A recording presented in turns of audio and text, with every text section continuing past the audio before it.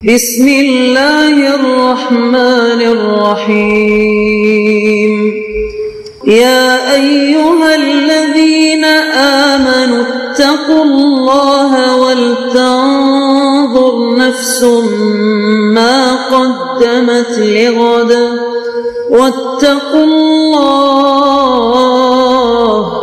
ان اللہ خبیر بما تعملون۔ اے ایمان والو، اللہ سے ڈرتے رہو اور ہر شخص کو دیکھنا چاہیے کہ اس نے کل یعنی آخرت کے لیے کیا سامان بھیجا ہے، اور ہم پھر کہتے ہیں کہ اللہ سے ڈرتے رہو، بے شک اللہ تمہارے سب اعمال سے خبردار ہے۔ بسم اللہ الرحمن الرحیم، الحمد للہ رب العالمین، والصلاة والسلام على أشرف الأنبياء والمرسلين وعلى آله وأصحابه أجمعين ومن تبعهم بإحسان إلى يوم الدين۔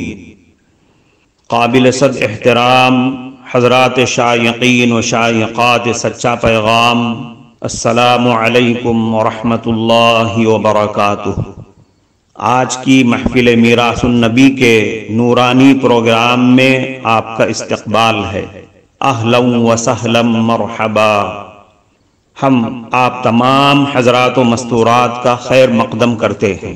محترم حضرات و خواتین، تعلیم کا آغاز ہو رہا ہے۔ سب سے پہلے آداب تعلیم کا لحاظ کرتے ہوئے تعلیم کی طرف متوجہ ہو جائیں۔ پورے دھیان سے سننا، عمل کی نیت سے سننا اور تبلیغ کی نیت سے سننا، یعنی یہ سنی ہوئی باتیں دوسروں تک پہنچانے کے جذبے سے سننا۔ چند خاص آداب تعلیم ہیں، امید ہے کہ آپ حضرات ان آداب کا ضرور خیال رکھیں گے۔ جزاکم اللہ۔ بسم اللہ الرحمن الرحیم۔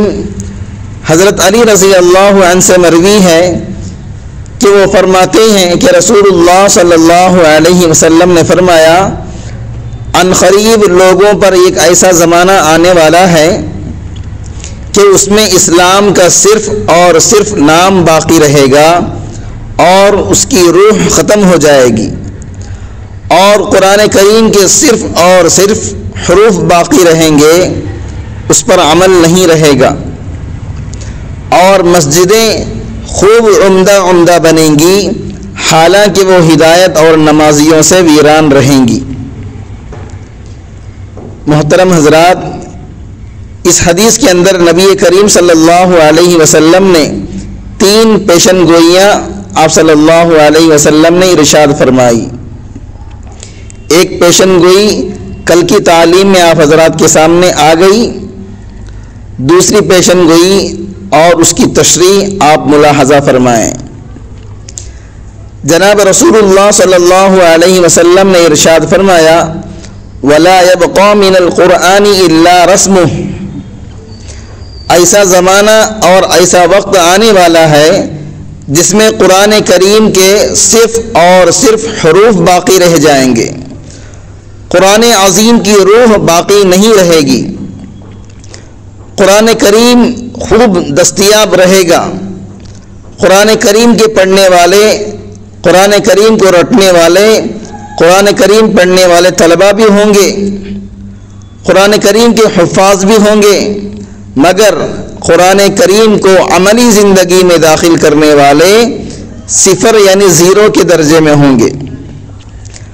آج حافظ قرآن آپ ایسے دیکھ رہے ہوں گے کہ ان کی صورت، ان کی شکل، ان کا لباس، ان کا حلیہ، ان کے اعمال، ان کا چال چلن، کسی بھی چیز سے یہ پتہ نہیں چلتا کہ عرش معلیٰ سے اترا ہوا، لوح محفوظ سے منتقل ہونے والا، شاہ کونین، تاجدار بطحا جناب محمد رسول اللہ صلی اللہ علیہ وسلم کے واسطے سے امت کو پہنچنے والی خدا پاک کی امانت ان کے سینے میں موجود ہے۔ افسوس کی بات ہے، کئی مرتبہ احقر کو دھوکا ہوا۔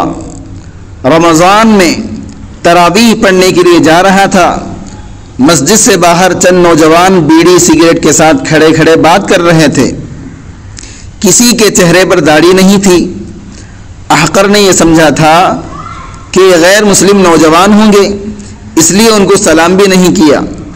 حیرت کی انتہا نہ رہی، انہی نوجوانوں میں سے ایک نوجوان نماز میں احقر کے بغل میں کھڑے ہو کر تراویح پڑھانے والے حافظ صاحب کو لقمہ دینے لگا۔ یہ دیکھ کر بڑا افسوس ہوا۔ اللہ پاک مجھے معاف فرمائے کہ ایک حافظ قرآن کو صورت اور شکل کی وجہ سے مسلمان بھی نہ سمجھ سکا۔ یہ شروع کے واقعات تھے، بعد میں تو ایسے حلیے کے بے شمار حافظوں سے ملاقات ہوتی رہی۔ اللہ تعالی ہم سب کو کہنے، سننے اور پڑھنے لکھنے سے زیادہ عمل کی توفیق نصیب فرمائے، آمین۔ محترم ناظرین کرام، اس دینی اور ایمانی بیان کو سننے کے دوران ہی اس کو لائک کر دیجئے اور شیئر بھی کر دیجئے تاکہ دوسرے بھی اس سے فائدہ اٹھا سکیں۔ اللہ آپ کو جزائے خیر عطا فرمائے۔ ظاہری حلیے کی اہمیت۔ حضرت اقدس حکیم الامت تھانوی نور اللہ مرقدہ کے اجل خلیفہ حضرت اقدس مولانا شاہ ابرار الحق دامت برکاتہم بڑے خوبصورت انداز سے بیان فرماتے ہیں کہ کچھ لوگوں کو صرف اتنی بات زیادہ یاد رہتی ہے کہ اللہ تعالیٰ دلوں کو دیکھتا ہے، تمہاری ظاہری صورت کو نہیں دیکھتا۔ بھائیوں، یہ بات تو ان لوگوں کو کہنے کا حق ہے جن کی ظاہری صورت اور شکل رسول پاک صلی اللہ علیہ وسلم کی صورت کی طرح ہو۔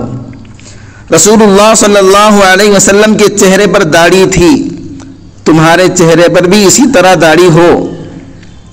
تمہاری زندگی رسول اللہ صلی اللہ علیہ وسلم اور صحابہ کی زندگی کی طرح ہو، تب تو تمہارا یہ کہنا مفید ہے۔ اللہ تعالیٰ دلوں کو دیکھتا ہے، ظاہر کو نہیں دیکھتا، ورنہ تمہارا یہ کہنا خود تمہارے لیے ہلاکت کا باعث بنے گا۔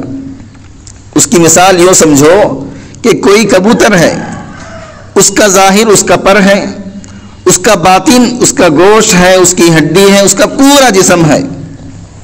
اب اگر اس کا پر کاٹ دیا جائے تو اس کے جسم پر کوئی اثر نہیں پڑے گا، اس کو کوئی تکلیف نہیں ہوگی، لیکن کیا وہ اپنے آپ کو دشمنوں سے بچا بھی سکتا ہے؟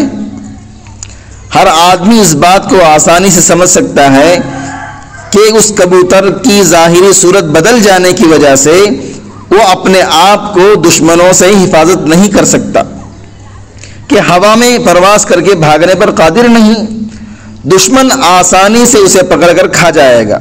اسی طرح شیطان ہمارا دشمن ہے، اس سے حفاظت کرنے کے لیے جناب رسول اللہ صلی اللہ علیہ وسلم نے ہم کو ظاہری حلیے کی حفاظت کو واجب قرار دے دیا ہے۔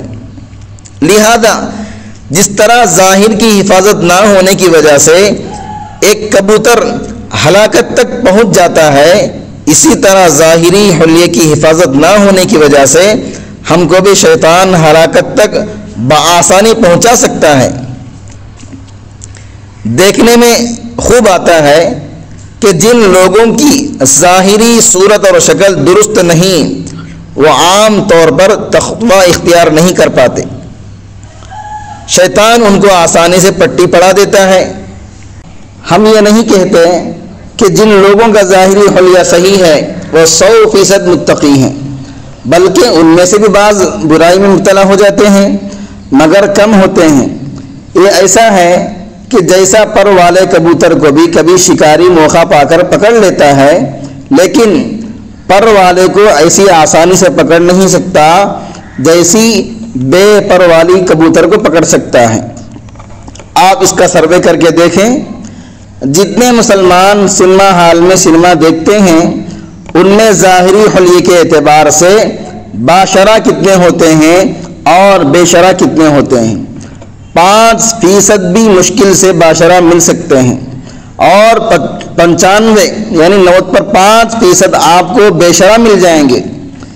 اسی طرح شراب خانوں کا سروے کریں گے تو 99% بے شرح اور بے داڑھی کے ملیں گے، اور 1% بھی داڑھی والا مشکل سے ملے گا۔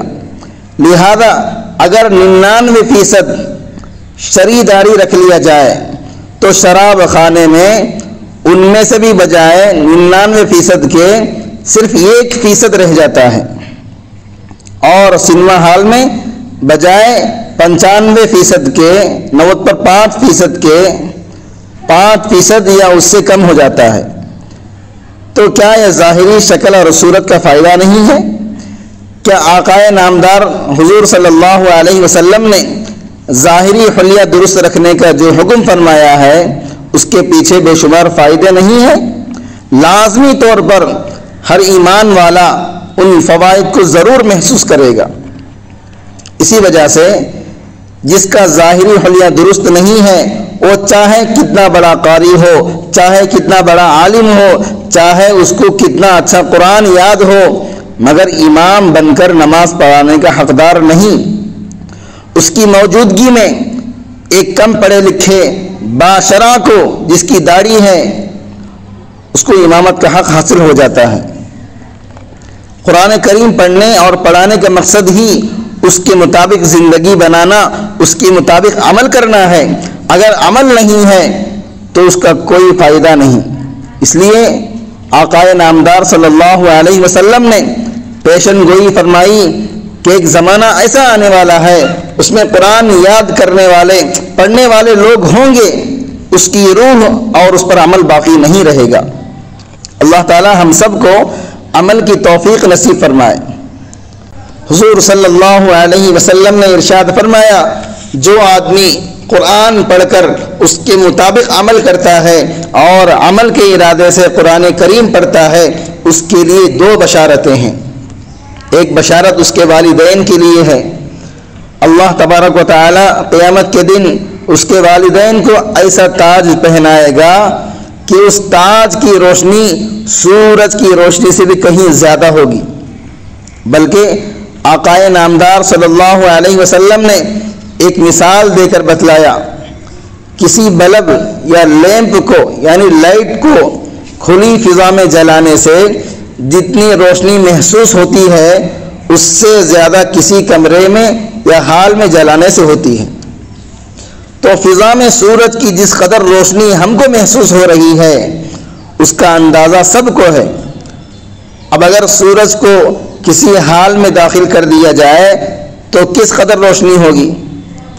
آقائے نامدار علیہ الصلوۃ والسلام نے فرمایا، قرآن پڑھنے کے بعد اس پر عمل کرنے والے کے والدین کے سر پر جو تاج رکھا جائے گا اس کی روشنی اس سے بھی زیادہ ہوگی۔ دوسری بشارت خود اس آدمی کے لیے ہے جو قرآن کریم پڑھ کر اس پر عمل کرتا ہے۔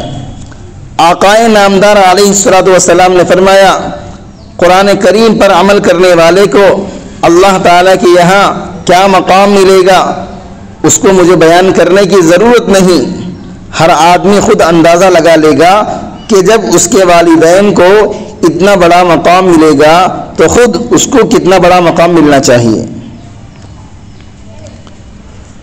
حضرت عبداللہ بن عمر رضی اللہ عنہ نے حضور صلی اللہ علیہ وسلم کا ارشاد نقل کیا ہے، قیامت کے دن صاحب قرآن سے کہا جائے گا، قرآن پڑھتا جا اور جنت کے درجوں پر چڑھتا جا، ٹہر ٹہر کر پڑھ جیسا تو دنیا میں ٹہر ٹہر کر پڑھا کرتا تھا، بس تیرا مقام اور تیرا ٹھکانہ وہی ہے جہاں آخری آیت پر پہنچے۔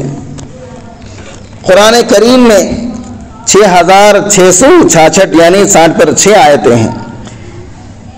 اس حدیث میں حضور صلی اللہ علیہ وسلم کا ارشاد ہے، جو حافظ قرآن کریم کو صحیح طور پر حروف کی ادائیگی کے ساتھ تلاوت کرتا ہے اس کو قیامت کے دن بلا کر کہا جائے گا، جس طرح دنیا میں قرآن کریم کو حسین آواز اور ترتیل کے ساتھ پڑھا کرتے تھے، اسی طرح ایک ایک آیت پڑھتے جاؤ اور جنت کے ایک ایک درجے پر چڑھتے جاؤ۔ قرآن کریم کی آخری آیت تمہارا آخری درجہ ہوگا۔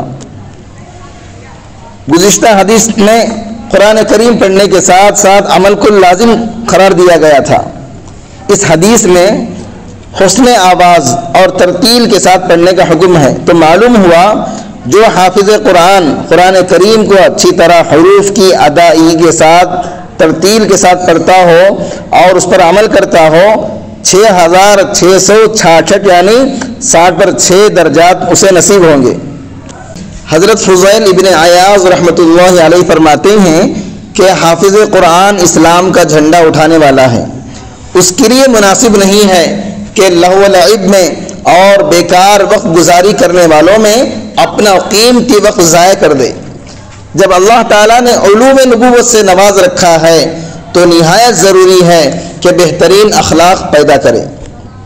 حدیث پاک میں آیا ہے، حضور صلی اللہ علیہ وسلم کا ارشاد ہے، جس آدمی نے کلام اللہ شریف پڑھا اس نے علوم نبوت کو اپنی پسلیوں کے درمیان لے لیا، گو اس کی طرف وہی نہیں بھیجی جاتی۔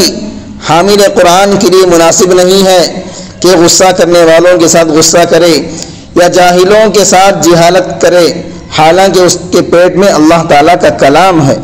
کفارہ مجلس کی دعا پڑھ لیجئے۔ سبحانک اللہم و بحمدک اشہد ان لا الہ الا انت استغفرک و اتوب الیک۔ معزز حضرات و خواتین، ہم آپ کے بے حد شکر گزار ہیں کہ آپ نے محفل میراث النبی صلی اللہ علیہ وسلم میں شرکت کے لیے اپنا قیمتی وقت فارغ کیا ہے۔ اللہ تعالیٰ آپ کو خوش و خرم رکھے، آمین۔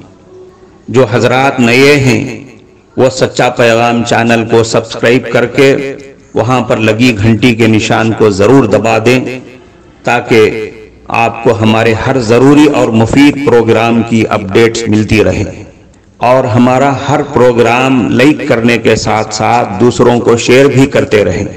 اس سے آپ کو صدقے کا ثواب ملے گا، کیونکہ حدیث کے مطابق اچھی باتیں پھیلانا صدقہ ہے۔ اللہ تعالیٰ آپ کو خوب خوب جزائے خیر عطا فرمائے۔